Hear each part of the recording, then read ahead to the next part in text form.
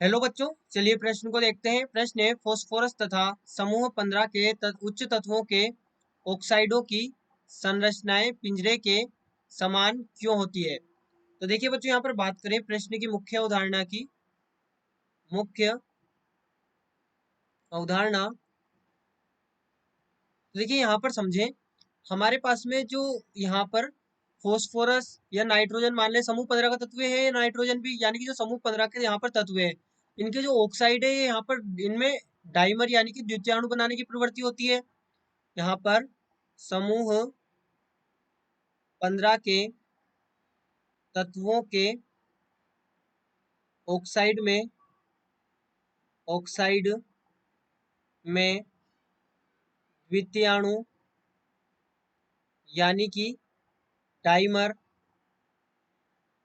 बनाने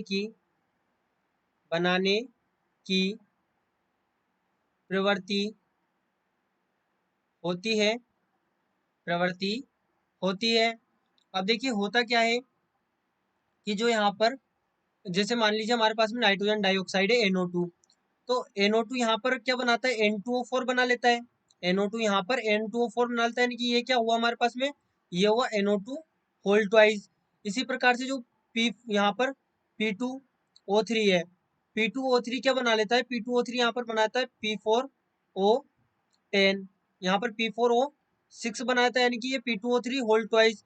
वहीं पर जो हमारे पास में P5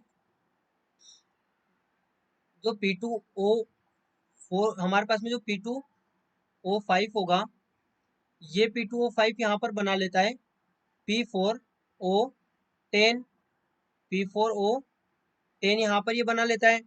अब देखिए यहाँ पर क्या होगा, जब ये इस प्रकार से द्वितीयाणु बनाएंगे, यहाँ पर क्या हुआ है, डाइमर बन गया। तो यदि हम बात करें P4O6 के स्ट्रक्चर की, यहाँ पर यदि हम P4O6 का स्ट्रक्चर देखें, इसे इस प्रकार से लिखें P4O6, तो P4O6 का स्ट्रक्चर किस प्रकार से होगा, यहाँ पर ये हमारे पास में हो गया फॉस्फोरस, ये यहाँ पर ऑक्सीजन, ये ऑक्सीजन, फिर ये फॉस्फोरस, फिर ये ऑक्सीजन, फिर यहाँ पर ये एक और फॉस्फोरस, और ये यहाँ पर इस प्रकार से इससे जुड़ा हुआ होगा। यहाँ पर ये हमारे पास में इस प्रकार से होगा, देखिए ये यहाँ पर ऑक्सीजन, ये फॉस्फोरस, ये यहाँ पर इसे इस प्रकार से बनाएंगे फॉस्फोरस ऑक्सीजन, फिर ये फॉस्फोरस, यहाँ पर ये फॉस्फोरस, और ये ऑक्सीजन, ये इस प्रकार का ये स्ट्रक्चर हो गया। अब यहाँ पे क्या होता है कि ये जो फॉस्फोरस है, इससे एक ऑक्सीजन तो इस प्रकार से जुड़ा होगा, और वहीं पर ये वाला जो फॉस्फोरस है, इससे ये ऑक्सीजन इस प्रकार से यहाँ पर जुड़ा होगा। इसे हम ऐसे बनाए, देखिए ये यहाँ पर ये ऑक्सीजन और ये फॉस्फोरस इस प्रकार से जुड़े होंगे। ये तो हमारे पास में P4O6 की संरचना हो गई। वहीं पर यदि हम P4O10 की बात करें, P4O10 तो ये कुछ इस प्रकार से होगा, यहाँ पर ये फॉस्फोरस, फिर यहाँ पर ये हमारे पास में हो जाएगा ऑक्सीजन, ये यहाँ पर भी ऑक्सीजन, फिर ये फॉस्फोरस, यहाँ पर भी ये फॉस्फोरस, ये ऑक्सीजन, ये फॉस्फोरस, और यहाँ पर ये ऑक्सीजन। तो इस प्रकार से हमारे पास में यहाँ पर ये जो दोनों फॉस्फोरस है, इनसे वापस से वही ब्रिज की तरफ से ऑक्सीजन जुड़ा हुआ होगा, यहाँ पर ब्रिज की तरह इस प्रकार से ऑक्सीजन इससे जुड़ा होगा, और यहाँ पर ये वाला ऑक्सीजन इससे जुड़ा होगा।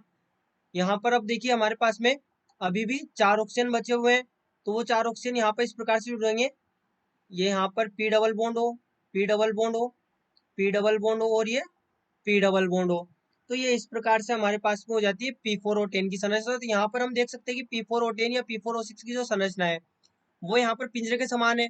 और पिंजरे के समान है क्यों, क्योंकि इनमें प्रवृत्ति होती है द्वितीयाणु यानी कि डाइमर बनाने की, इनमें डाइमर बनाने की यानी कि द्वितीयाणु बनाने की प्रवृत्ति पाई जाती है, इसलिए इनकी जो संरचना है वो पिंजरे के समान यहाँ पर पाई जाती है। तो बच्चों, आशा करते हैं आपको प्रश्न समझ आया होगा। धन्यवाद।